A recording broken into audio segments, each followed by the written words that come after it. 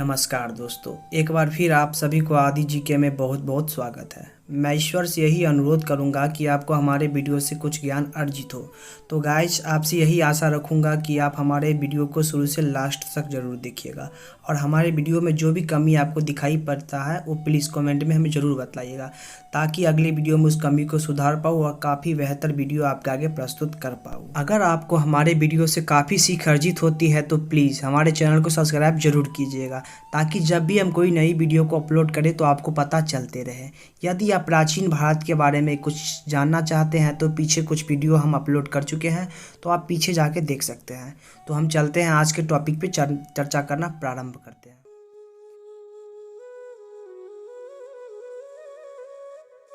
महाराज शिवाजी का उत्तराधिकारी संभाजी थे। संभाजी ने उज्जैन की हिंदी एवं संस्कृत के प्रखंड विद्वान कवि कलश को अपना सलाहकार नियुक्त किए थे। मार्च 1689 ईस्वी को मुगल सेनापति मकरक खां ने संगमेश्वर में छिपे हुए संभाजी एवं कवि कलश को गिरफ्तार कर लिया था और वहीं पे उनकी हत्या कर दिया था। संभाजी के बाद सन 1689 ईस्वी में राजा राम को नए छत्रपति के रूप में राज्याभिषेक किया गया था। राजा राम ने अपनी दूसरी राजधानी सतारा बनाई थी। राजा राम मुगलों से संघर्ष करते हुए सन 2 मार्च 1700 ईस्वी को मारे गए थे। 1700 ईस्वी में हिंदुस्तान पे औरंगजेब का राज चल रहा था। राजा राम की मृत्यु के बाद उसकी विधवा पत्नी ताराबाई 4 वर्षीय पुत्र शिवाजी द्वितीय का राज्याभिषेक कराया और मराठा साम्राज्य का वास्तविक सैन्य रक्षिका बन गई थी। 707 ईस्वी में औरंगजेब की मृत्यु के बाद संभाजी का पुत्र साहू, जो कि औरंगजेब के कब्जा में थे, वह वापस आए। भोपाल के निकट के मुगल सिविल से वापस महाराष्ट्र आए थे। साहू एवं ताराबाई के बीच 1707 ईस्वी में खैरा का युद्ध हुआ, जिसमें साहू जी की विजय हुई और ताराबाई की हार हुई थी। साहू ने 22 जनवरी 1708 ईस्वी को सतारा में अपना राज्याभिषेक कराया थे। साहू जी के नेतृत्व में नवीन मराठा साम्राज्यवाद के प्रवर्तक पेशवा लोग थे, जो साहू जी के पैतृक प्रधानमंत्री थे।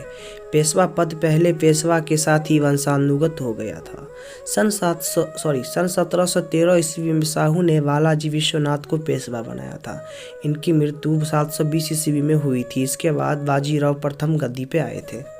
पेशवा बाजीराव प्रथम ने मुगल साम्राज्य की कमज़ोर हो रही स्थिति का फायदा उठाया। उन्होंने फायदा उठाने के लिए साहू जी को उत्साहित करते हुए कहा था, हम इन पुराने वृक्ष के जड़ों पे प्रभाव करेंगे, शाखा तो स्वयं गिर जाएगी महाराज। हमारे पर्यटकों से मराठा पटाखा कृष्णा नदी से लेके अटल तक फहराएगी। उत्तर में साहू जी ने कहा था, निश्चित रूप से ही आप इसे हिमालय के पार गाड़ देंगे।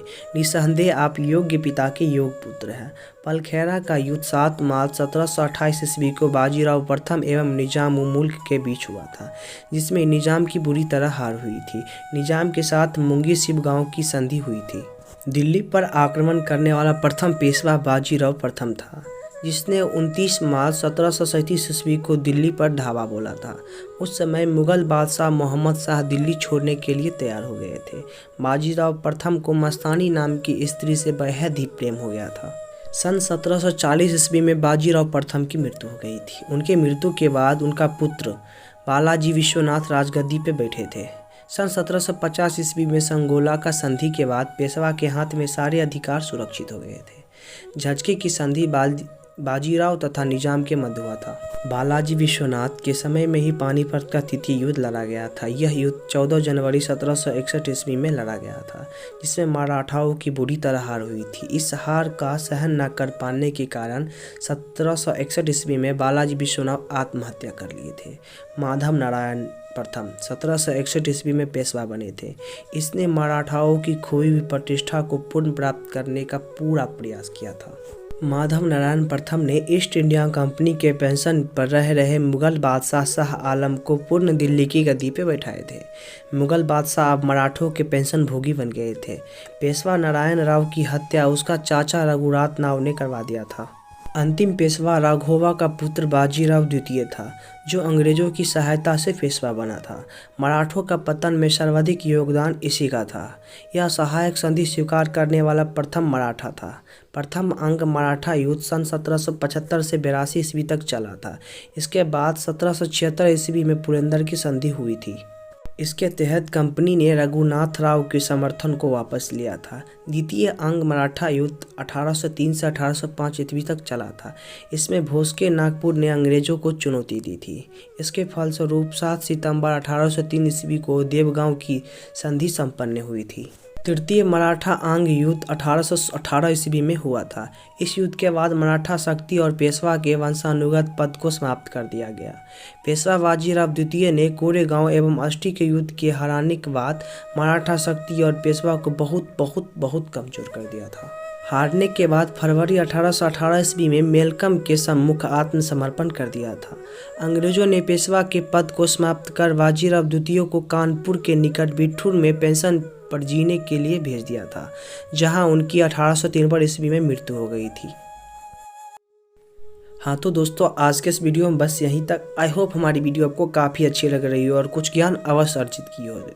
अगर आपको हमारी वीडियो काफ़ी अच्छी लग रही हो तो प्लीज़ हमारे चैनल को सब्सक्राइब कीजिएगा, और साथ ही साथ अगर हमारी वीडियो में कुछ कमी दिखाई पड़ती है तो प्लीज़ हमें कमेंट में ज़रूर बतलाइएगा। तो मिलते हैं कल एक नई जानकारी के साथ, तब तक के लिए बाय।